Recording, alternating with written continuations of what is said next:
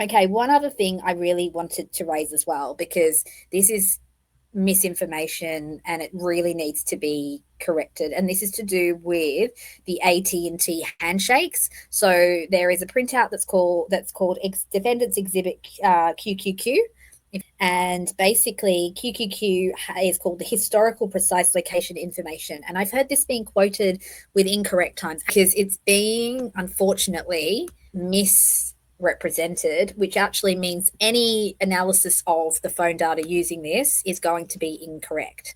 It's like if you're using inches and I'm giving you the measurements in centimeters. So what's happened here is that the times have not been corrected on it. Has anyone come across people talking about the AT&T tower pings and saying that it was pinging through the night after 5:45? If you have, and that it was pinging at somebody's house or near somebody's house, that's inaccurate now. And this is where I get worried, because it's, once we go off on the wrong track with one thing, then everything kind of loses its credibility. Well, there are two towers as well, so the pings are very unreliable. That's exactly what Scott's saying there in the chat. He's 100%. Here's Daisy's Twitter.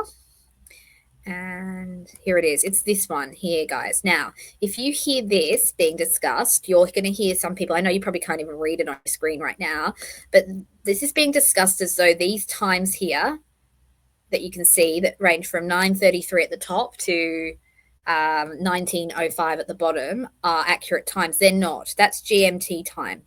GMT time is not Delphi time. Delphi time is GMT -5. So when you look at it as GST is goods and services tax, GMT, and you -5 from it, the top one ends up being 4:33, and the bottom ones end up being 2:05 all the way up to 5:44. And so what do we notice about that? Does that not log on really, really well to the cold shock theory? Ta-da!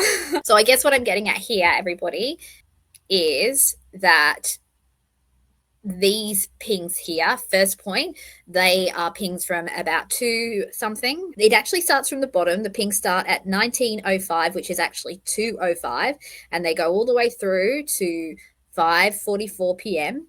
And then there's one solo ping at 4:33. So that is absolutely consistent with the cold shock theory. Now, on top of that, if we look at location accuracy readings, they are not good. So whatever GPS coordinate you're getting from this, do not trust it. So if you say it pings in front of somebody's house, it does not mean that the girls were there, that the phone was there, okay? There's a large range of error because, as Scott said, there are only 2 towers that cover Delphi. Their sectors overlap quite significantly. You are not going to get accurate location information from the towers.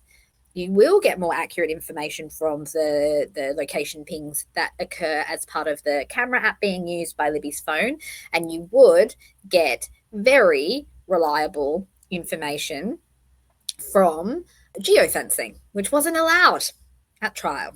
Interesting, that.